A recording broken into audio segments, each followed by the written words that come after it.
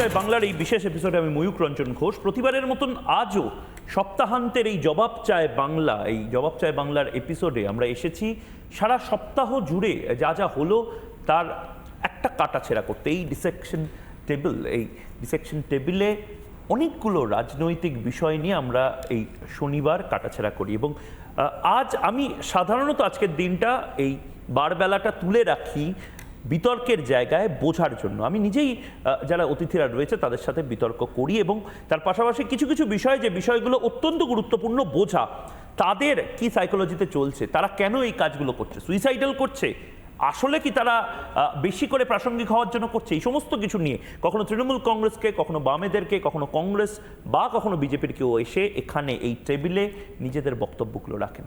এই মুহূর্তে যে দুজন আমার সঙ্গে রয়েছেন সেই দুজনের সাথে আমি আলাপ করাবো এবং সরাসরি তাদের সাথে অনেকগুলো বিষয় নিয়ে বিতর্ক করব এবং আজ বিতর্কে তাদের বিরুদ্ধে ময়ূকী আছে।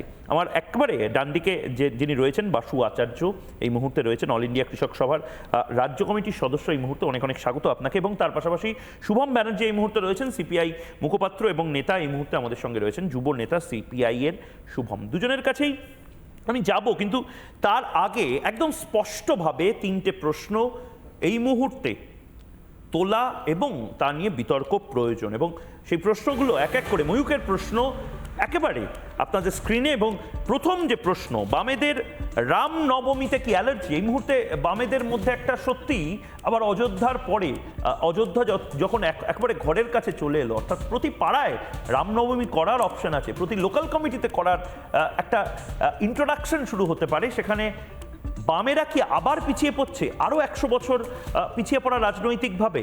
এরকম একটি সন্ধিক্ষণ প্রথম প্রশ্ন। দ্বিতীয় প্রশ্ন, এই মুহূর্তে বামেদের রাম পুজোতে কেন নিষেধ? বামেরা কেন, যে রাম এত পপুলার কালচারের মধ্যে রয়েছে, এত লোকায়ত সংস্কৃতির অংশ যে রাম, সেই রামকে নিয়ে কেন এত সমস্যা? এটা কি 92 এর পরের সমস্যা? এটা কি 1980-র সমস্যা? না, ঐতিহাসিকভাবেই বামেরা আসলে রাম বিদ্বেষী বা হিন্দু বিদ্বেষী? বড় প্রশ্ন এই মুহূর্তে। অনেকেই হয়তো এটার সাথে ডিফার করবেন বা সমর্থন করবেন।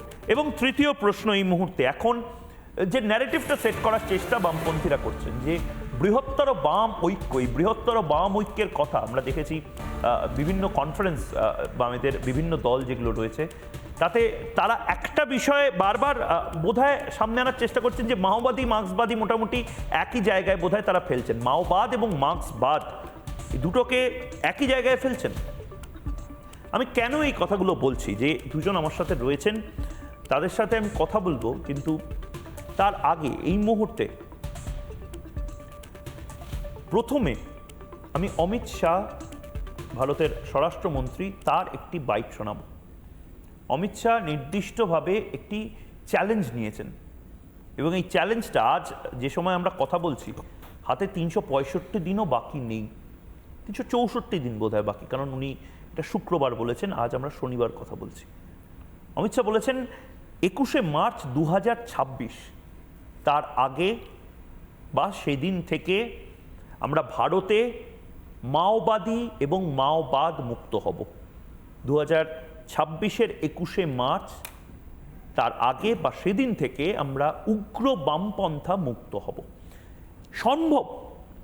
অলিক কল্পনা না? আসলে অমিত শাহ যে কথাগুলো বলেন, কাশ্মীর নিয়ে বলেছেন, কাশ্মীর নিয়ে আমরা দেখেছি কি হয়েছে।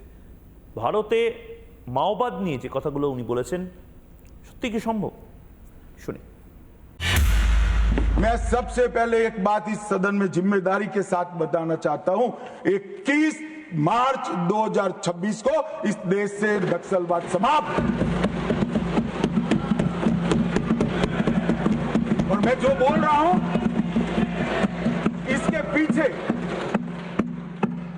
नरेंद्र मोदी सरकार के 10 साल का परिश्रम, बारीक आयोजन, इनकी विकास की भूख संतोषने के लिए किए गए प्लानिंग और पैसों का आवंटन है। और सुरक्षा ग्रिड को एक भी जगह गैप न रह जाए, इस तरह से अपने पुख्ता किया है। অমিত শাহ নির্দিষ্টভাবে শুনলেন যে কথাগুলো বললেন, 21শে মার্চ 2026-এর আগে মাওবাদ মুক্ত। আমি একদম, যেহেতু বাসুদা শুভমের থেকে সিনিয়র, আমি বাসুদার কাছেই এসে বলছি, পসিবল না ইম্পসিবল, না আপনাদের জন্য ত্রাসের কারণ?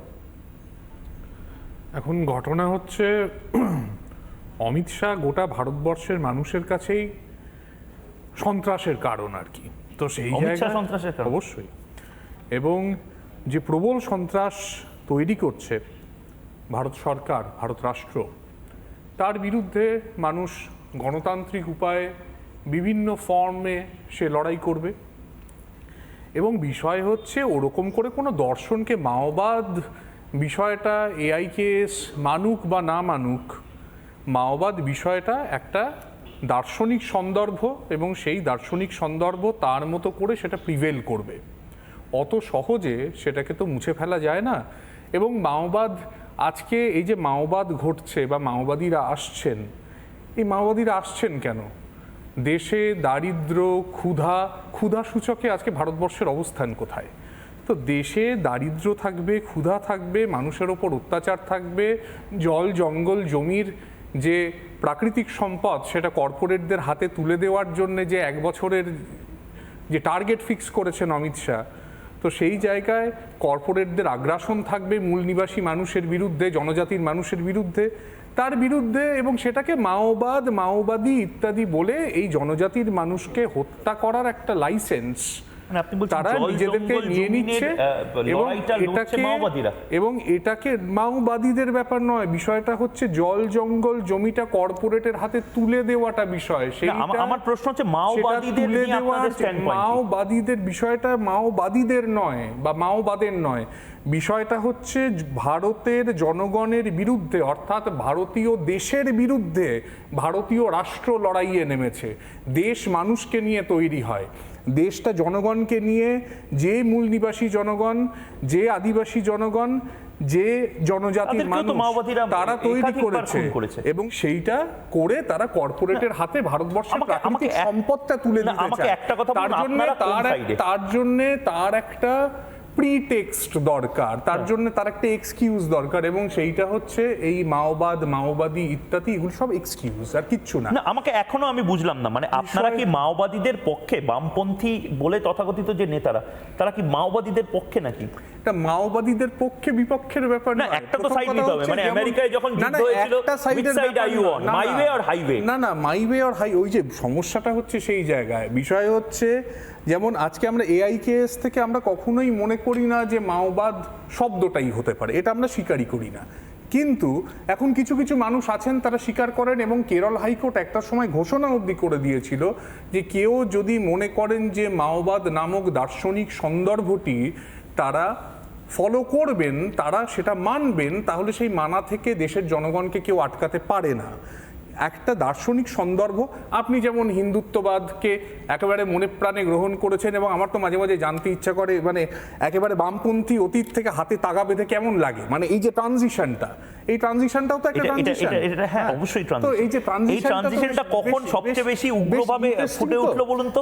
যবে থেকে দেখলাম যে বামপন্থীদের একটা হিন্দুত্ববাদের বিরুদ্ধে একটা অদ্ভুতভাবে একটা ন্যারেটিভ সেট করতে হবে, কেউ যেন বলে দিচ্ছে না। তার মানে বিষয় আমার ঠিক সেই জায়গা থেকেই আমার দ্বিতীয় প্রশ্নটা করছিলাম আমি, যে আপনারা চাইলেই কিন্তু অনেক কিছু করতে পারেন। আপনারা দুর্গাপুজোয় আপনারা বই বিক্রি করেন, আপনারা অংশ হন, শারদোৎসব বলেন, তা আপনারা রামনবমীতে কেন এই কাজগুলো করছেন না?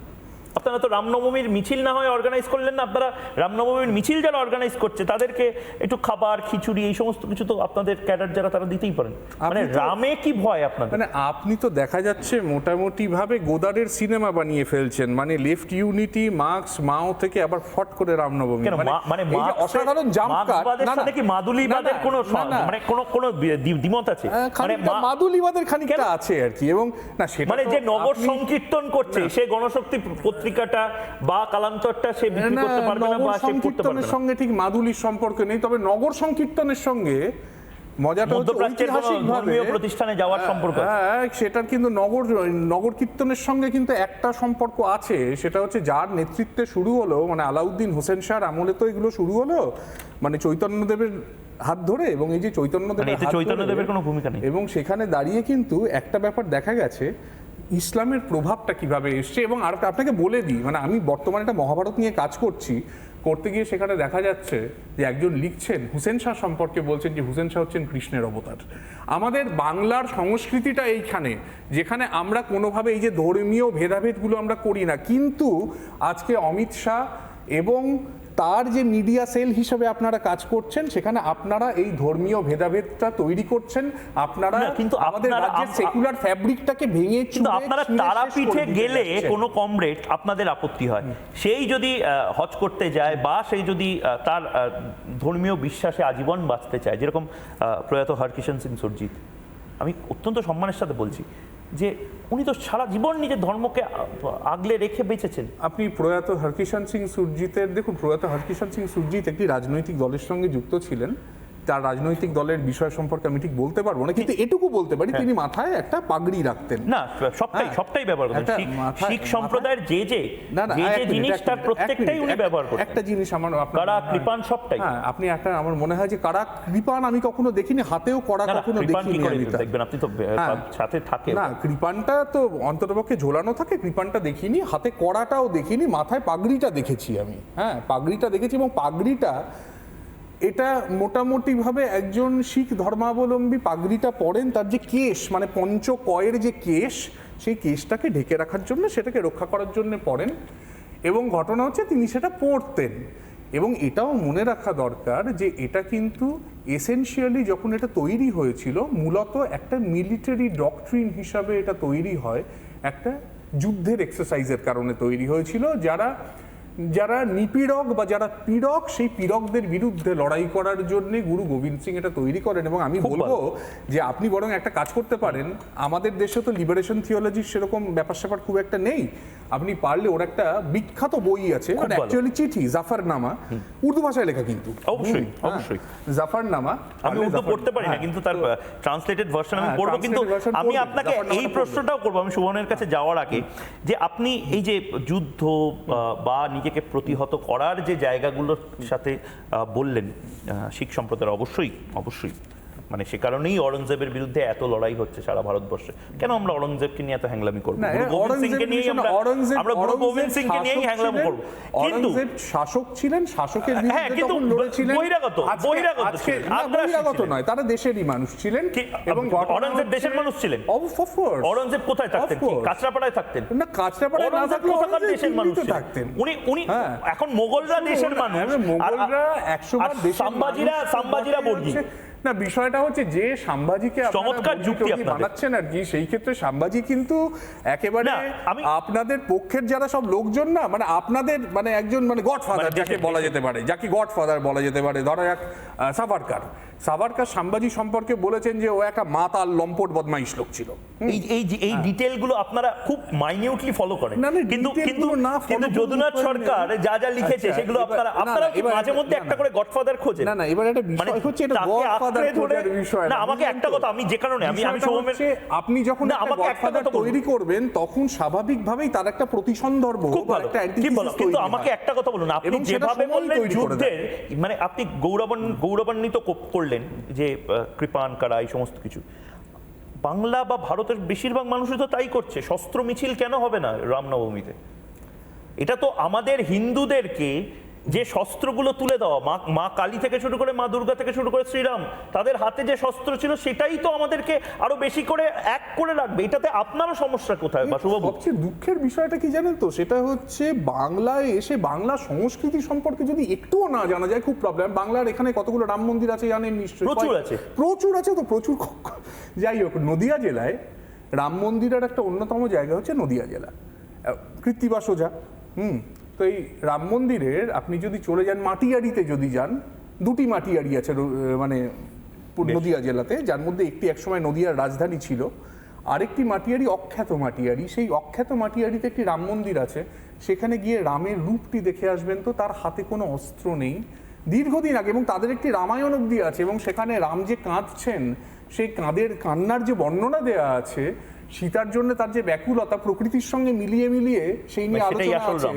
এবং গিয়ে আপনি বঙ্গীয় সাহিত্য বাংলার রামটা সেই রকম বাংলার রাম এটাকে আলাদা করে বললো কে? পরিষদে আমি তো ইনফ্যাক্ট এটাও জানি, যেটা আমি কথা হোকে আজকেই যে কথা হোকে এই অংশে বিস্তারিত আলোচনা হবে, শুভম সেখানে রয়েছে, যে নির্দিষ্টভাবে নির্বংশ করে দেওয়ার কথা বলা হচ্ছে রাবণকে।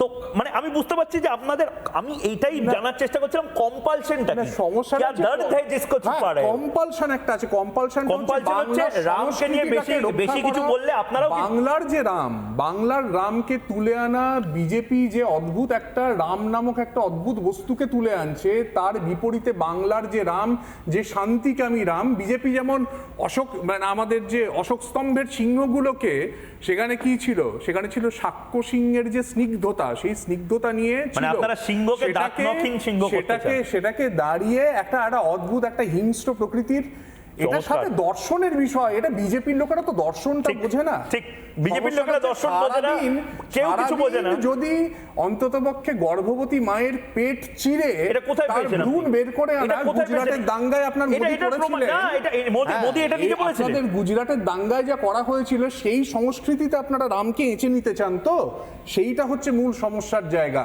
আমরা বাংলার যে রাম, সেই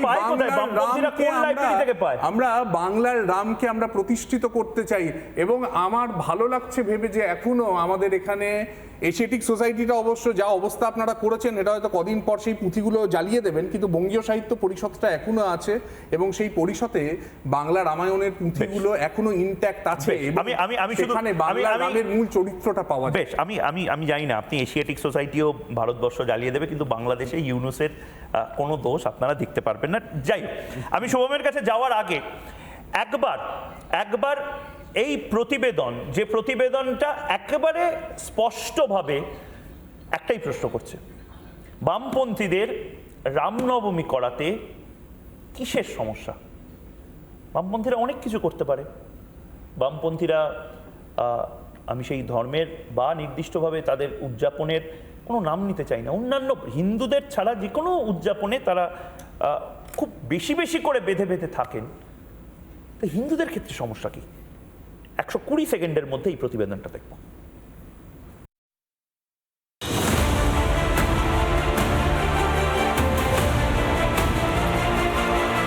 রামনবমীতে হিন্দুরা শক্তি দেখাবে। এবারে 1 কোটি হিন্দু ভক্ত মাঠে নামবে, হাজার মিছিল। বাংলার পাড়ায় পাড়ায় রামনবমীর প্রস্তুতি শুরু হয়ে গিয়েছে, অথচ রামনবমী নাকি বাঙালির উৎসবই নয়। বামেদের কথা শুনলে ঘোড়াও ভাসবে। 1 কোটি লোক নাকি রামনবমীতে নামবে, তো তাতে কি আসলো কেন? রামনবমী বাংলার কোনো উৎসব বলে কেউ মনে করে কোনোদিন ছিল। বিজেপি যতটাই করবে, তৃণমূল ততটাই করবে। বিজেপির রামনবমী তৃণমূলের রামনবমী, এবং তাকে কেন্দ্র করে বাংলায় অবাংলার দাম। দুর্গাপুজোয় বামেরা প্যান্ডেলের বাইরে বইয়ের স্টল দিতে পারে, যত সমস্যা শুধু রামনবমী নিয়ে। বামেরা চিরকালই রামকে বহিরাগত করেই রাখতে চায় কেন? দেখুন, তারা বিভিন্নভাবে চেষ্টা করছে যে বিজেপির ভোট কিভাবে কাটা যায়, বিভিন্নভাবে। আমাদের সৃজন চক্রবর্তী বলুক বা কেউ কিছু বলুক না কেন, তাতে কিচ্ছু আসা যায় না সৃজনদার কথাতে। হিন্দুত্ব আগে ছিল, এখন আছে, আগামী দিনে আরো বেশি করে থাকবে। অযোধ্যার রাম মন্দির গোটা দেশকে এক করেছে, অথচ বামেরা রামনবমীকেই বাঙালির উৎসব বলে মানে না। হিন্দুত্ব প্রসঙ্গ উঠলেই বামেরা অন্য পথ ধরে। যে রাম দেশকে এক করে তাকে মানে না বামেরা, কিন্তু যে মাওবাদীরা দেশ ভাঙার চক্রান্ত করে তারা বামেদের চোখে নায়ক। যাদবপুরের ক্যাম্পাসে বসে ইন্দ্রানুজের মতো শহুরে নকশালরা প্রয়াত প্রাক্তন মুখ্যমন্ত্রীকে কুকুর বললে সিপিএম তাদের পাশেই দাঁড়ায়। কিন্তু এবার যে মাওবাদীদের দিন ঘনিয়ে এসেছে, সংসদে দাঁড়িয়ে তা স্পষ্ট করে দিয়েছেন কেন্দ্রীয় স্বরাষ্ট্রমন্ত্রী। मैं सबसे पहले एक बात इस सदन में जिम्मेदारी के साथ बताना चाहता हूं, 21 मार्च 2026 को इस देश से नक्सलवाद समाप्त। শুধুমাত্র হিন্দুদের গালমন্দ করলেই কি নিজেদের ধর্মনিরপেক্ষ বলা যায়? বামেরা অবশ্য ধর্মনিরপেক্ষতা বলতে তাই বোঝে। সেকুলার মানে তো সব ধর্মকে সম্মান ও সমালোচনা। বামেরা রামকে মানে না। বামেদের কাছে ঔরঙ্গজেব নায়ক আর রাম ভিলেন। দেশের শত্রু মাওবাদীদের বিপ্লবী হিসেবে দেখে বামেরা। হিন্দুরা তো বটেই, সংখ্যালঘুরাও বামেদের ছুঁড়ে ফেলেছে। সত্যিকারের সেকুলার হলে আলিমুদ্দিনে কেন রামনবমী পালন করে না বামেরা? আজ জবাব চায় বাংলা। এই মুহূর্তে সিপিআই এর তরফ থেকে শুভম আমাদের সঙ্গে রয়েছেন, শুভম ব্যানার্জি। শুভম, মানে এই প্রশ্নটা তোমাদের একটা ওই জার্কের মতন মনে হতে পারে, কিন্তু আমার কিন্তু খুব ইচ্ছা এটা দেখার। বামপন্থীরা লাল পতাকা যেরমভাবে নিচ্ছে ঠিক সেরমভাবে ইনকলাব জিন্দাবাদের মতন জয় শ্রীরামও বলছে। মানে জয় শ্রীরাম কি গালাগালি, তোমরাও কি মনে করো? মমতা বন্দ্যোপাধ্যায় একসময় মনে করতেন, এখন তিনি জগন্নাথ মন্দির বানাচ্ছেন দীঘাতে। প্রবলেমটা কি? তুমিও তো হিন্দু বাড়ির ছেলে, তুমিও তো ভারতবর্ষেই জন্মেছো। না, প্রথম কথা হচ্ছে আমরা সেটা মনে করি না, প্রথম কথা। আর দ্বিতীয় কথা হচ্ছে আমাদের দেশের স্বাধীনতা আন্দোলনে মানে যেটা আপনি বললেন, তুমি যেটা আপনি বললেন গালাগালি, যেটা আপনি বললেন সেটা প্রথম কথা আমরা মনে করি না, উচ্চারণ করতে ভয় লাগে। দ্বিতীয় কথা হচ্ছে আমাদের দেশের স্বাধীনতা আন্দোলন বলুন বা রাজনৈতিক আন্দোলন বলুন, যে দুজনের নাম সব থেকে আগে আসে সেই নেতাজি সুভাষচন্দ্র বোসও বলেছিলেন যে রাজনীতির মধ্যে ধর্ম আনা উচিত নয়। এমনকি মহাত্মা গান্ধী পর্যন্ত রাজনীতির মধ্যে ধর্ম আনার বিরোধিতা করেছেন। আর সেই মহাত্মা গান্ধীকে আপনারা গুলি করে মারলেন কেন? সাভারকার গুলি করে মারলো কেন? আপনারা সারাক্ষণ এই চ্যানেলে যে দলের হয়ে ওকালতি করেন, সেই দলের থিওরিটিক্যাল ফাউন্ডার যিনি, সেই সাভারকার সরাসরি চক্রান্ত করে, একদম একদম নাথুরাম গডসের সাথে সাভারকারের এত ছবি, নাথুরাম গডসে এবং নারায়ণ আপ্তের সাথে সাভারকারের এত ছবি, সেই নারায়ণ আপ্তে যুক্ত ছিল কি ছিল না? আমিও ইনফ্যাক্ট একটা সময় জানতাম যে মাওবাদীদের থেকে বুদ্ধবাবুদের আলাদা একটা সম্পর্ক আছে। আজকে বিজেপি দলের সাংসদরা, আজকে বিজেপি দলের সাংসদরা নাথুরাম গডসের ছবিতে মালা দেয় কেন? আজকে বিজেপি দলের নেতারা সাভারকারের পুজো করে কেন? সাভারকার না করেটা কোথায়? পুজো করে না তো সাভারকার। না না, নাথুরাম গডসের কোথায় করে? নারায়ণ আপ্তে কোথায় করে? না না, এখন এটা নিয়ে তো আলাদা অন্য একটা ডিসকাশন হতে পারে, কিন্তু পয়েন্ট হচ্ছে যে তোমরা দেখো ডাইভার্ট করছো। রাম নিয়ে তোমাদের প্রবলেম। জয় শ্রীরাম তুমি বলতে পারবে? হ্যাঁ, জয় শ্রীরাম বললে কি সমস্যা হবে? রামের নাম নিতে কোনো অসুবিধা নেই। কেন তোমরা রামনবমী পালন করছো না? এই কারণেই করি না। দেখো কংগ্রেস তোমাদের জোট সঙ্গী কংগ্রেস, তারা কিন্তু রামনবমী পালন করে। ময়ূকদা স্পষ্ট উত্তর এটাই, এই কারণেই আমরা করি না। কারণ যেভাবে নেতাজি সুভাষচন্দ্র বোস মনে করতেন, যেভাবে মহাত্মা গান্ধী মনে করতেন, সেইভাবে আমরাও মনে করি যে রাজনীতিকে আলাদা করতে পেরেছো। ধর্ম আনা উচিত নয়। না, ধর্মের থেকে রাজনীতি আলাদা করতে পেরেছো। ধর্ম আনা উচিত নয়। এই যে যখন দুধেল গাই বলা হয়, বা যখন একটা ধর্মীয় সম্প্রদায়কে শুধুমাত্র হিন্দু হওয়ার অপরাধে বাংলাদেশে করে, আমরা তার বিরোধী, যারা করেছে আমরা তার বিরোধী। কোথায় করো? একদম। তোমরা মাওবাদী বিরোধী নয়। আমার তো ব্যক্তিগত, আমরা তৃণমূল কংগ্রেসের বিরোধী নয়। আমি জানি না তোমরা ফিশ ফ্রাই খেয়েছিলে, আমাকে কেন বলছো এটা? আমি ফিশ ফ্রাই খাইনি। যারা রাজনীতিতে ধর্ম নিয়ে আসবে আমরা তাদের বিরোধী। CPM, CPI, forward block, RSP এবং অন্যান্য দল, তারা একটা সময় নওশাদ সিদ্দিকী এবং আব্বাস সিদ্দিকীর সাথে ছিল। নওশাদ সিদ্দিকীর তো পলিটিক্সটা, আব্বাস সিদ্দিকীর পলিটিক্সটাই এই কারণেই ছিল, একটা আইডেন্টিটি পলিটিক্স ছিল। কারণ নওশাদ সিদ্দিকী যে দলটা রিপ্রেজেন্ট করেন, সেই দলের মধ্যে সেকুলার শব্দটা ছিল। তাহলে যোগী আদিত্যনাথের দল তো সেকুলারিজমকে এখনো বলে যাচ্ছে যে আমরা সেকুলারিজমে বিশ্বাসী, মেকি সেকুলারিজমে না। যোগী আদিত্যনাথের যে প্রাচীন দল ছিল, সেই দলটা বা সংগঠনটাকে কেন তোমরা পাশে পাচ্ছ না? যোগী আদিত্যনাথ একজন সাম্প্রদায়িক নেতা। হিন্দু সংগতির সাথে কোনোদিন সন্দেহ নেই। মানে যোগী আদিত্যনাথ সাম্প্রদায়িক একদম, কিন্তু অন্য সব ইসলামিক টেররিজম নিয়ে তোমাদের কোনো কথা নেই। তো আমরা মনে করি একজন সাধু, আমাদের হিন্দু শাস্ত্রের বইগুলো পড়ুন, ইসলামিক টেররিজম নিয়ে তোমাদের, একজন সাধুর কি কাজ? ইসলামিক আমাদের হিন্দু শাস্ত্রে ময়ূকদা পরিষ্কার লেখা আছে। তাহলে একজন সাধু হয়ে উনি রাজনীতি কেন করছেন? সাধুরাই তো রাজা হয়। অবশ্যই সাধুরা কবে রাজা? যুগে যুগে সন্ন্যাসীরা, চাণক্য নিজে রাজা হননি, সন্ন্যাসীরাই রাজা হয়েছে। চন্দ্রগুপ্ত মৌর্যকে সম্রাট করেছিলেন। তোমাদের সমস্যাটা কি যোগী আদিত্যনাথ পলিসি নিয়ে? চাণক্য একটা ছোট বাচ্চাকে চন্দ্রগুপ্ত মৌর্যকে বড় করে সম্রাট করেছিলেন। চাণক্য নিজে সম্রাট হতে যাননি। সাধুরা কোনোদিন সম্রাট হয় না, সাধুরা কোনোদিন রাজা হয় না। আচ্ছা, আমাকে না রাজা তো হয়, কিন্তু আমাকে একটা কথা বলো, তুমি ঘুরে ফিরে সেই একই জায়গাতে আসছি, সব বুঝলাম, কিন্তু রামনবমীতে সমস্যা কোথায়? দুর্গাপুজোতে তো তোমরা ওই যে বললাম সমস্যাটা একটাই জায়গায়। মানে দুর্গাপুজোতে আমরা বই বিক্রি করব, আমরা টি শার্ট বিক্রি করব, আমরা রামনবমীর মিছিল আটকাবো না। না, সমস্যাটা একটাই জায়গায়। এই রামনবমীর নামে হিন্দু ধর্মকে, হিন্দু শাস্ত্রকে যদি কুঠারাঘাত করা হয়, তার করছে এই যে বিজেপি দল করছে। বিজেপি কোথায় করছে? বিজেপি রামনবমী কি শুধু বিজেপির নাকি?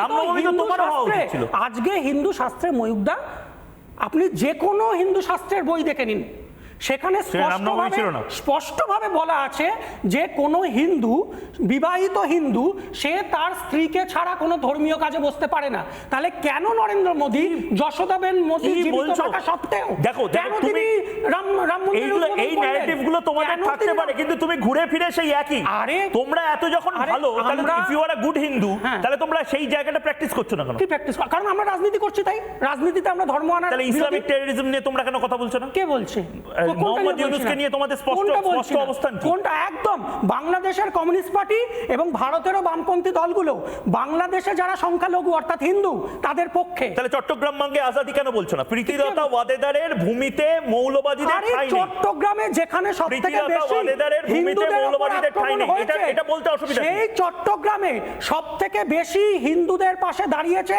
সংখ্যালঘুদের পাশে দাঁড়িয়েছে বাংলাদেশের কমিউনিস্ট পার্টি। দেখতে যান। চিন্ময় কৃষ্ণ প্রভুকে নিয়ে তোমাদের কতগুলো পোস্টার পড়েছে সিপিআই, সিপিআই। আরে ওখানে বাংলাদেশের কমিউনিস্ট পার্টি, চিন্ময় কৃষ্ণ বাংলাদেশ প্রভুর সমাজতান্ত্রিক মুক্তি চাই। দল, বাসদ মার্ক্সবাদী, তোমরা সেখানকার সংখ্যালঘুদের বাই দ্য ওয়ে জন্য লড়াই তোমরা করছে। এক্সপোজড হয়ে যাচ্ছ না তো?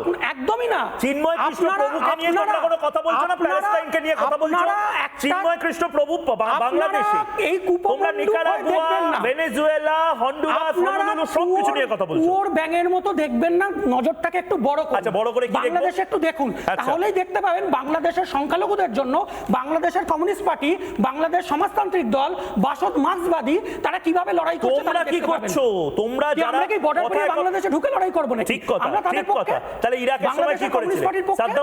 সাদ্দাম হোসেনের জন্য তোমরা আমেরিকান সেন্টারের সামনে গিয়ে হাপিত্তেজ করেছিলে কেন? সে তো আমরা আজকে প্যালেস্টাইনের উপর ইসরায়েল যেভাবে তাহলে আক্রমণ তুমি করছে, প্যালেস্টাইন ইরাকে যেতে নিরপরাধ পারো, মানুষকে মারছে, বাংলাদেশের জন্য যেতে পারো। তার বিরুদ্ধে আমরা লড়বো না। বাংলাদেশ হাই কমিশনের সামনে গিয়ে তোমরা কেন বলো? কে বললো? আজকে আপনি কিছুদিন আগের কথা, এআইএসএফ, পিএসইউ, ডিএসও, আইসা, 4টে বামপন্থী ছাত্র সংগঠন একসাথে মিছিল করেছে বাংলাদেশের কি বলেছে? তাদের সংখ্যালঘুদের দাবি কি পক্ষে। ছিল? হ্যাঁ? মোহাম্মদ ইউনূসের পদত্যাগ চাই, তাদের একদম দাবি ছিল? একদম না, একদমই ছিল না। ইন্টারিম সরকার হ্যাঁ। তারা গণতন্ত্রের উপর আক্রমণ করছে, সেটা আমরা তোমরা ব্যালেন্স বলেছিলাম, করেছিলে, সেটা শুভম। আমরা বলেছিলাম। তোমরা ব্যালেন্স করেছিলে, এখনো তুমি ব্যালেন্স করতে পারো। আমরা বাংলাদেশের সংখ্যালঘুদের পক্ষে স্লোগান দিয়েছিলাম, বাংলাদেশের সংখ্যালঘু কারা? হিন্দুরা তাহলে মুখে উচ্চারণ আরে করতে একটু পারো না আগেই কেন? বললাম, আর কতবার বলবো? হিন্দু তিনবার। শব্দটা মুখে উচ্চারণ আরে করতে তিনবার সমস্যা বলেছি, একটু আগে 3বার বলেছি হিন্দু।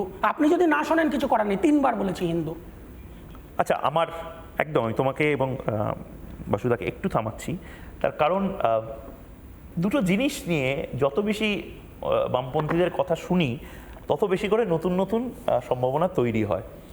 আমি প্রধানমন্ত্রী নরেন্দ্র মোদী রিপাবলিকের প্লেনারি সামিটে কিছুদিন আগে এসেছিলেন, যেখানে আমরা সবাই আপনাদের দেখিয়েছি প্রধানমন্ত্রী নরেন্দ্র মোদী যে কী কথা বলেছিলেন, এবং সেটাই যেন প্রতিধ্বনিত হলো অমিত শাহর বক্তব্যে। এবং তার মাঝেই আমাদের এডিটর ইন চিফ নেটওয়ার্কের অর্ণব গোস্বামী এই এক সপ্তাহ হয়ে গেছে যাদবপুর বিশ্ববিদ্যালয়কে যেভাবে মাওবাদীদের ডেন বানিয়ে দেওয়া হচ্ছে তা নিয়ে যেভাবে তিনি বলেছিলেন যে এই ভিডিও ফুটেজগুলো আমরা দায়িত্ব নিয়ে মিডিয়া হিসেবে এমএইচে অর্থাৎ মিনিস্ট্রি অফ হোম অ্যাফেয়ার্সে পাঠাবো। এবং তারপরে আমরা দেখলাম যে একটা ডেডলাইন সেট হলো, মাওবাদী আমরা চাই না, আমরা আরবান নকশাল চাই না। প্রধানমন্ত্রী নরেন্দ্র মোদী বলেছিলেন যে এবার ওই অক্সিজেন বন্ধ করার সময় এসেছে আরবান নকশাল এবং মাওবাদীদের। কি বলেছিলেন একবার শুনবো। आज देश में नक्सलवाद भी अंतिम सांसें गिन रहा है। पहले जहां 100 से अधिक जिले नक्सलवाद की चपेट में थे, आज ये 2 दर्जन से भी कम जिलों में ही सीमित रह गया है। ये तभी संभव हुआ जब हमने नेशन फर्स्ट की भावना से काम किया। हमने इन क्षेत्रों में गवर्नेंस को ग्रासरूट लेवल तक पहुंचाया। देखते ही देखते इन जिलों में हजारों किलोमीटर लंबी सड़कें बनी, स्कूल अस्पताल बने, 4G मोबाइल नेटवर्क पहुंचा और परिणाम आज देश देख रहा है। साथियों, सरकार के निर्णायक फैसलों से आज नक्सलवाद जंगल से तो साफ हो रहा है, लेकिन अब वो अर्बन सेंटर्स में पैर पसार रहा है। अर्बन नक्सलियों ने अपना जाल इतनी तेजी से फैलाया है कि जो राजनीतिक दल अर्बन नक्सल के विरोधी थे, जिनकी विचारधारा कभी गांधी जी से प्रेरित थी, जो भारत की जड़ों से जुड़ी थी, ऐसे राजनीतिक दलों में आज अर्बन नक्सल पैठ जमा चुके हैं। आज वहां अर्बन नक्सलियों की आवाज उनकी ही भाषा सुनाई देती है। इसी से हम समझ सकते हैं कि इनकी जड़ें कितनी गहरी हैं। हमें याद रखना है कि अर्बन नक्सली भारत के विकास और हमारी विरासत, इन दोनों के घोर विरोधी हैं। वैसे अर्नब ने भी अर्बन नक्सलियों को एक्सपोज करने का जिम्मा उठाया हुआ है। विकसित भारत के लिए विकास भी जरूरी है और विरासत को मजबूत करना भी आवश्यक है, और इसलिए हमें अर्बन नक्सलियों से सावधान रहना है। যেভাবে আজকে রিদিতা পিঙ্কিকে ডিটেন করা গেছে, এটা দেখে একটা কথা বলতে পারি, কোনো ল অ্যান্ড অর্ডার সিস্টেম নেই বাংলায়। বেঙ্গলে কোনো ল অ্যান্ড অর্ডার সিস্টেম নেই, ফ্রি ফর অল চলছে ওখানে। লজ্জা করা উচিত। ওই স্টুডেন্টগুলো নিজেকে স্টুডেন্ট বলে, ওরা স্টুডেন্ট কি গুন্ডাগিরি চলছে ওখানে, হুলিগানিজম আর গুন্ডাগিরি চলছে। এটাতে কোনো আইডিওলজি নেই, কিচ্ছু নেই। রিপাবলিক বাংলার সব রিপোর্টার যাদবপুরে যাবে। যাদবপুর একটা আইল্যান্ড নয়। ওরা ভাবছে কোনো মিডিয়াকে অ্যালাউ করবো না যাদবপুরে, শুধু ওদের ফ্রেন্ডলি মিডিয়াকে অ্যালাউ করবো। ওরা আমেরিকার দালাল। They don't know the sentiment of the people of Bengal. Mamata sarkar is supporting the students. তো shame on Bengal police, shame on Mamata Banerjee. Basu Acharya, আবার মানে আপনার কাছে আসতে হচ্ছে একটাই কারণে, খুব নির্দিষ্টভাবে একটা জিনিস জানতে চাইছি, ওই কম্পালশনের ব্যাপার। আপনারা কি অপ্রাসঙ্গিক হয়ে গেছেন বলে প্রাসঙ্গিক হওয়ার জন্য, মানে কমিউনিস্ট পার্টি অফ ইন্ডিয়া আগে মার্কসিস্ট ছিল, এখন কি সেটা communist party of India Maoist, এবং কমিউনিস্ট পার্টি অফ ইন্ডিয়া মোল্লাতান্ত্রিক, একদম জিহাদিরা যে ভাষায় কথা বলছে সেই ভাষায় কথা বলার একটা জায়গা যেন আপনারা দিয়ে দিচ্ছেন, এটা বোঝানোর জন্য যে আমরা হিন্দু বিরোধী, কিন্তু আমাদের কিন্তু একটু নম্বর যেন বাড়ে, এটা এরকম কি কোনো ব্যাপার আছে? হিন্দু বলতে আপনি কি বোঝেন আমি একটু জানতে চাই। হিন্দু বলতে আমরা যারা মেজরিটি এই দেশে, যারা নির্ভয় জয় শ্রীরাম বলে, হিন্দু বলতে যারা বারবার বলে যে অযোধ্যা হয়ে গেছে, কাশী মথুরা এখনো বাকি আছে, আমাদের যে প্রাচীন সভ্যতা সেগুলো আবার আমরা ঋত গৌরব ফিরিয়ে পেতে চাই, এটা আমরা তো বুঝি। আমরা অত হয়তো বামপন্থীদের মতন বুঝি না, কিন্তু আপনার মতটা আমি জানতে চাই। তাই জন্যই প্রাচীন জায়গাটা তো ফিরিয়ে পেতে চান। এখন দেখুন, প্রাচীন জায়গায় দাঁড়িয়ে না, মানে বিবেকানন্দ বলে একজন ভদ্রলোকের নাম জানেন নিশ্চয়ই, গেরুয়া পাগড়ি পড়তেন। হ্যাঁ, গেরুয়া পাগড়ি টাগড়ি পড়তেন আর কি, পাগড়ি পড়তেন কিনা জানি না, পাগড়ি পড়তেন। এবং ফুটবল খেলতে বলতেন, আরো অনেক কিছু পড়তে বলতেন। আবার হ্যাঁ বলতেন। তো আবার আরেকটা কথা বলেছিলেন, সেটা হচ্ছে জগন্নাথ মন্দির যেটা, সেটা আসলে বৌদ্ধ মঠ। অবশ্যই হ্যাঁ বলেছিলেন আর কি। তো এখন তাদের দ্বিমত তো নেই না, তো এই বৌদ্ধ মঠ হিসাবে মানে ওটা কি আপনি ভেবেছিলেন বামপন্থীদের পার্টি অফিস? জগন্নাথ মন্দিরটা বৌদ্ধদের ফিরিয়ে দেবেন তো? বৌদ্ধদের ফিরে কি? বৌদ্ধ হিন্দু তারা তো প্রত্যেকে একই সাথে, আপনি হয়তো জানেন না। অবশ্যই না, আপনি জানেন না, জগন্নাথ মন্দিরে এমন কিছু কিছু জিনিস আছে যেগুলো আজও বৌদ্ধরা গাছে। হ্যাঁ, তার কারণটা হচ্ছে বৌদ্ধদের যা ছিল সেটাকে আত্মসাৎ করে, বৌদ্ধদেরটা আত্মসাৎ করেছে হিন্দুরা। এবং ঘটনা হচ্ছে অরঙ্গজেব কিছু আত্মসাৎ করেনি। এই শঙ্করাচার্য নামক একটি লোক যে একটি যুদ্ধ ঘোষণা করলো বৌদ্ধদের বিরুদ্ধে, এবং এই বেসিক্যালি আমাদের এখানকার আদিম মানুষ যারা একেবারে প্রথম দিকে, যেমন ধরুন আপনি যদি হিসেব করে দেখেন আমাদের যে জেনেটিক স্ট্রাকচার, আজকাল তো না আমি জেনেটিক স্ট্রাকচার জানি, আমি বলছি পুরী জগন্নাথ মন্দির 12 বার তারা আক্রমণ করেছিল, মঙ্গল গ্রহ থেকে আক্রমণ হয়েছিল, মঙ্গল গ্রহ থেকে আক্রমণ, জগন্নাথ মন্দির 12 বার ভাঙার চেষ্টা। আপনি বলুন না, আপনি একটা কথা বলুন, সবচেয়ে বেশি মন্দির এখানে ভারতবর্ষে কে ভেঙেছে? আমি ভেঙেছি না, পৃথ্বীরাজ চৌহান ভেঙেছে। মানে অরঙ্গজেব বাবর কোনো মন্দির ভাঙেনি। এই জায়গাটা জানা দরকার। বাবর মন্দির ভেঙেছিল, এবং আপনার জানা দরকার বাবর কি কোনো ফুলও ছিঁড়েছিল? একটা মজা কি জানেন তো, সেটা হচ্ছে অরঙ্গজেবের সময় অরঙ্গজেব প্রচন্ড গোঁড়া মানুষ ছিলেন, কিন্তু অরঙ্গজেবের সময় আপনার জানা উচিত বাংলায় থাকাকালীন, বাংলায় অরঙ্গজেবের শাসনের সময়, এটা অরঙ্গজেব সম্পর্কে বলেনি, আপনার জানা উচিত আপনি কি অরঙ্গজেবের ফ্যান? আমি ফ্যান কিনা বলতে পারবো না, তবে তার যে চিঠিপত্র যদি পড়েন আপনি খুব মুগ্ধ হবেন। মানে এটা কি আলাদা করে লিখতো কমিউনিস্টদের? না, আপনি যদি একটু চিঠিপত্র পড়েন, বেশ, মানে এটাও শুনুন। আপনাদের যারা নেতা টেতা আছেন তারা যদি একটু লেখাপড়া করেন তাদের ভালো হবে। না, না, আমরা আলোকিত হচ্ছি। বলুন অরঙ্গজেবের আপনি নীরদ সিং চৌধুরীর নাম জানেন, এবং খুব প্রচন্ড হিন্দু, কিন্তু উনি কিন্তু হিন্দু ধর্মে বিশ্বাসী ছিলেন। আদবানি সম্পর্কে বলেছিলেন ও একটা মূর্খ, কারণ ও সংস্কৃতটুকুও জানে না, আনন্দবাজারে বেরিয়েছিল সেটা। যাই হোক, তা এই নীরদ সিং চৌধুরীর একটি বই আছে, বইটার নাম হচ্ছে culture in the vanity bag. এই বিভিন্ন ফ্যাশন অ্যাটায়ার কীরকম হয় তার উপর। তো সেখানে বলতে গিয়ে তিনি একজন জাহাদার শাহের কথা বলছেন। এই জাহাদার শাহ হচ্ছে অরঙ্গজেবের নাতি আর কি।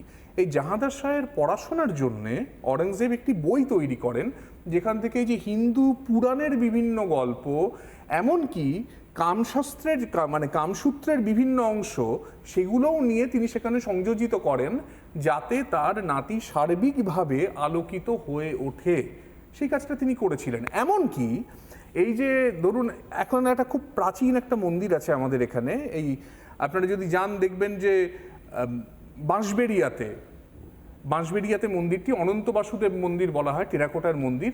সেই অনন্ত বাসুদেব মন্দিরটি আপনি যদি দেখেন, সেটি হচ্ছে অরঙ্গজেবের শাসনামলে তৈরি হওয়া, এবং সেখানে সেই মন্দিরটি যিনি তৈরি করলেন তাকে রাজাধিরাজ, রাজা মহারাজ উপাধিটা দিয়েছিলেন অরঙ্গজেব, যাতে তিনি এই মন্দিরটা তৈরি করেছিলেন। এবং বাংলায় এটা রেকর্ডেড, ইতিহাসে যদুনাথ সরকারের নাম বলছিলেন, সেখানে পড়ে নিতে পারেন, রেকর্ডেড যে বাংলায় অরঙ্গজেব থাকাকালীন, সম্রাট থাকাকালীন বাংলায় সবচেয়ে বেশি হিন্দু মন্দির তৈরি হয়েছে। আসল ঘটনাটা হচ্ছে অরঙ্গজেব কি মন্দির ভাঙেননি? ভেঙেছেন। আবার পৃথ্বীরাজ চৌহান কি মন্দির ভাঙেননি? ভেঙেছেন। কেন ভেঙেছেন? মন্দিরগুলো ছিল হচ্ছে টাকার উৎস। একদমই নয়, এবং একদমই নয়। টাকার উৎসের জন্য শুধুমাত্র মন্দির ভাঙা হয়নি, এবং নির্দিষ্টভাবে টাকার উৎসের জন্য যদি মন্দির ভাঙা হতো, তার উপরে অন্য ধর্মের কোনো পীঠস্থান বানানো হতো না। শাসকরা মন্দিরগুলোকে লুট করতেন, মন্দিরগুলোকে ভাঙতেন, আর কোনো কারণ নেই। মানে আপনি বলছেন অরঙ্গজেব ভালো চরিত্র ছিল, বাবর ভালো চরিত্র ছিল, শাসক ছিলেন, বাবর শাসক তো সবাই ছিলেন। আপনি বলুন না অরঙ্গজেব নিয়ে আপনাদের, যেমন আপনার শিবাজীও শাসক ছিলেন, আপনার পৃথ্বীরাজ চৌহানও শাসক ছিলেন, এবং শাসক আপনাদের ভোকাবুলারিতে আমি জানতে চাইছি, সব সময় মানে শিবাজী বর্গী, অরঙ্গজেব হচ্ছে ডার্লিং। শিবাজী বর্গী নয়, সম্ভাজি বর্গী, অরঙ্গজেব হচ্ছে ডার্লিং। আপনার রঘুজি ভোসলে বর্গী, এবং এই আপনারা আবার বাবরকে ডার্লিং বলে দেন না তো? না, আমরা বাবরকে ডার্লিং বলি না, কিন্তু বাবরের লেখার হাতটি বেশ ভালো ছিল। আপনাদের হিন্দু রাজাদের মধ্যে লেখার হাতটা অতটা ভালো কারোর ছিল না। মানে যেটা সত্যি সেটা বলা উচিত আর কি। অরঙ্গজেবের চিঠিগুলো পড়ে দেখতে পারেন। আপনার প্রধানমন্ত্রী, যিনি দেশটাকে, আপনার না আমারও প্রধানমন্ত্রী, আপনি তো ব্যবহার করেন, যিনি দাঁড়িয়ে বাসু আচার্য, আপনি ভারতীয় পাসপোর্টটা ব্যবহার করেন। একটা অক্সিজেন খোলার কথা বলছিলেন, ভারতীয় মানুষের, দেশের মানুষের বিরুদ্ধে যিনি যুদ্ধ ঘোষণা করেছেন, মাওবাদীদের অক্সিজেন খোলা, সরকারের অক্সিজেন খুলে নেবে। বাসু আচার্য, আমাকে একটা ঠান্ডা মাথায় কথা বলুন। এই যে আপনারা তো এখনো মনে করেন নিশ্চয়ই যে ভারতবর্ষ যে দেশটা, সেই দেশের পাসপোর্ট যারা ব্যবহার করছে তাদের আনলিমিটেড আনুগত্য থাকা উচিত রাষ্ট্রের প্রতি। তারা এখানে দাঁড়িয়ে অবশ্যই থাকা উচিত, রাষ্ট্রের প্রতি, দেশের প্রতি থাকা উচিত। এবং নির্দিষ্টভাবে সেই দেশের কেউ যদি আপনার সামনে বলে যে ভারত তেরে টুকরে হোঙ্গে ইনশাল্লাহ ইনশাল্লাহ, বা কাশ্মীর মাঙ্গে আজাদি, এগুলো তো দেশদ্রোহিতা। আপনারা কেন দেশদ্রোহীদেরকে সাপোর্ট করছেন? আমি সেই ছবিও দেখাচ্ছি, যেখানে একদম আবার ফিরে আসছি ইন্দ্রানুজ রায়ের বিষয় বা অন্যান্য বারবার যে ফেসবুক পোস্টগুলো এসছে, নির্দিষ্টভাবে ভারত রাষ্ট্র ধ্বংস করার কথা বলা হচ্ছে। আপনারা কি ঘোষিতভাবে আরও বেশি করে শূন্য থেকে মহাশূন্যের দিকে চলে যাওয়ার জন্য এই এলিমেন্টদেরকে পাশে পেতে চাইছেন? মানে আপনাদের সাইকোলজিক্যাল স্পেসটা আমি জানতে চাইছি, কেন? ভারতের নাগরিকদের বিরুদ্ধে, ভারতীয় দেশের বিরুদ্ধে যারা যুদ্ধ ঘোষণা করেছেন, যুদ্ধ ঘোষণা করেছে ভারত রাষ্ট্রের মুখ্য প্রতিভূ সেই নরেন্দ্র মোদী, অমিত শাহ, এরা যুদ্ধ ঘোষণা করেছেন। ভারতের যে সেকুলার ফ্যাব্রিক, সেই ফ্যাব্রিকটাকে সম্পূর্ণ ধ্বংস করে দেওয়া হচ্ছে। যেমন আমি আজকাল শুনি গিয়ে বিভিন্ন জায়গায়, এর মধ্যে একটা জায়গায় বলতে যাবো, মুঘল আমলে হোলি নিয়ে, মুঘল আমলে হোলি এবং মুঘল আমলের মহাভারত নিয়ে রজমনামা। এটা তো আবার আপনাদের মানে সহ্য টহ্য হবে না। রজমনামা বলে মুঘল সম্রাটরা একটি মহাভারত তৈরি করেছিলেন, এবং সেই মহাভারত তৈরির জন্য 5 জন সংস্কৃতজ্ঞ এবং 5 জন ফার্সি ভাষা বিশারদ, এদেরকে বসিয়ে এই 10 জনকে নিয়ে এবং 12 জন শিল্পীকে নিয়ে পুরো মহাভারতটা তৈরি করানো হয়। রজমনামা তার নাম। আপনি মানছেন যে কথাটার মহাভারত মানে বলে একটা হচ্ছে ঐতিহাসিক দস্তাবেজ ছিল। এবার একটা জিনিস বলি, সেটা হচ্ছে ইতিহাস। রাম বলে একজন রাজা ছিলেন, আপনারা মানছেন। এবার একটা জিনিস বলি, রাম একটি কাব্যের চরিত্র, বুঝলেন তো? ইতিহাস রাজাকে নিয়ে কাব্যটা যেটা লেখা হয়েছে, রাজাকে নিয়ে কাব্য না। এবার আপনাকে বলি, আমি কদিন আগে একটি গোন্ড রামায়ণ অনুবাদ করেছিলাম, যে গোন্ডরা আপনাদের যে সমস্ত আর্য পিতামহ প্রপিতামহরা আছেন তাদের ঢের আগে এসছেন, এমনকি বলা যেতে পারে যে দ্রাবিড় যাদের বলি তাদেরও 2000 বছর আগে কিন্তু গোন্ডরা এখানে ছিল। মানে মুন্ডারিকা, ওই যে বলছিলাম না যে জেনেটিক মানে গুণ বীজের কথা বলছিলাম, মানে যে বিজ্ঞান সম্পর্কে আপনাদের ইন্টারেস্ট নেই। না, অবশ্যই ইন্টারেস্ট আছে আমাদের, আসলে হিপোক্রিসিতে ইন্টারেস্ট নেই। কাজ করেছিলেন, যেমন ধরুন আজকে দশরথ জাতক বলে যে বস্তুটি আছে, সেখানে দশরথ জাতকে দেখবেন এই যে রাম পণ্ডিতের চরিত্র, রাম পণ্ডিত তার স্ত্রী হিসাবে সীতাকে গ্রহণ করছে, যে সীতা হচ্ছে তার ছোট বোন। আপনি মানতে পারবেন যে রাম তার নিজের ছোট বোনকে বিবাহ করছেন? বাংলার মানুষের দেখার দরকার নেই। ঘটনা হচ্ছে বাংলার মানুষ 420 নম্বর জাতক কথাটি দেখে নিলেই সে দশরথ জাতক পড়তে পারবে। আমি আবারও বলছি যে এই যে জাতক কথা থেকে শুরু করে সমস্ত কিছু যেটা নিয়ে বলছেন সেটা ঐতিহাসিক চরিত্র, তো ঐতিহাসিক চরিত্র। রামচন্দ্র ঐতিহাসিক চরিত্র কি চরিত্র না? এটি কাব্যের চরিত্র। সান্টা ক্লজ ঐতিহাসিক চরিত্র। সান্টা ক্লজ ঐতিহাসিক চরিত্র না, তবে রামকে আপনারা সবাই ঐতিহাসিক বানাবেন না। শুভম এটি কাব্যের চরিত্র। এবং যেমন একটা ছোট্ট জিনিস বলে নিই, যেমন স্বাভাবিকভাবে আমরা রবি ঠাকুরের কোনো উপন্যাসের চরিত্রের নামে জয়ধ্বনি দিই না, কোনো উপন্যাসের চরিত্রের নামে জয়ধ্বনি দিই না, সেরকম কাব্যের নায়কের নামে আমরা জয়ধ্বনি দিই না। কার্ল মার্কসও তো কাব্যিক চরিত্র। কাব্যিক চরিত্র আর কাব্যের চরিত্র তো এক নয় ভাই। রাম কাব্যের চরিত্র নয়, রাম কাব্যেরই চরিত্র, কাব্যিক চরিত্র নয়, ঐতিহাসিক চরিত্র, কাব্যের চরিত্র। আপনাদের প্রবলেম কাব্যের চরিত্র, কাব্যের চরিত্র। আমি শুভমের কাছে যাব। শুভম, তোমাদের কাছে সান্টা ক্লজ ঐতিহাসিক, তোমাদের কাছে যীশুখ্রিস্ট ঐতিহাসিক, কিন্তু তোমাদের কাছে শ্রী রামচন্দ্র ঐতিহাসিক নয়, এবং সে কারণে রামনবমী নিয়েও তোমাদের ইন্টারেস্ট নেই। প্রবলেম মানে বাসু আচার্য অনেক কথাই বললেন, প্রবলেমটা কি? তোমাদেরও তো নিশ্চয়ই ইচ্ছা করে তোমাদের মধ্যে থেকে সনাতনী কমরেড যারা আছো তারা একটা রামনবমী করবে বা তোমরাও উদযাপন করবে।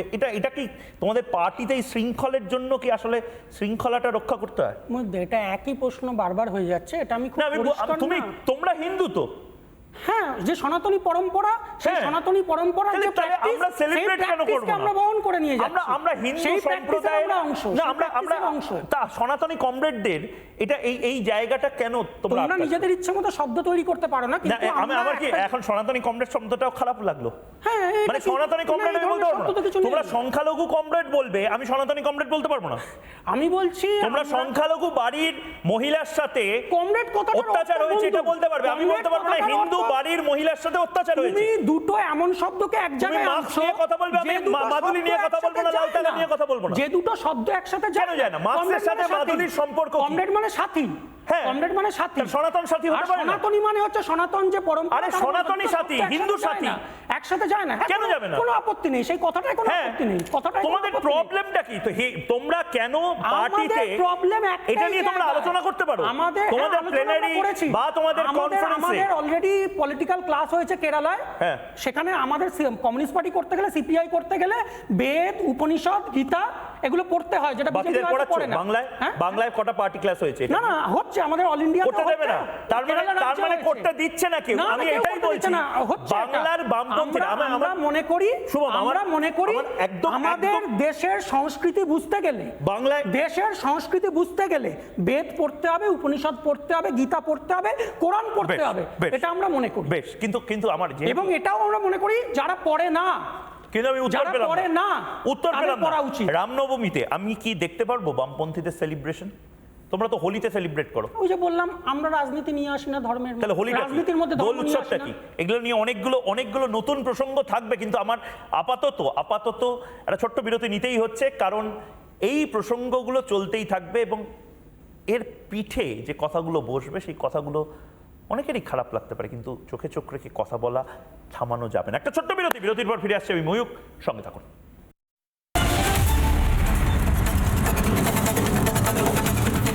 নানা ধরনের কন্টেন্ট দেখার জন্য লাইক করুন, শেয়ার করুন আমাদের ফেসবুক পেজ, সাবস্ক্রাইব করুন আমাদের ইউটিউব চ্যানেল।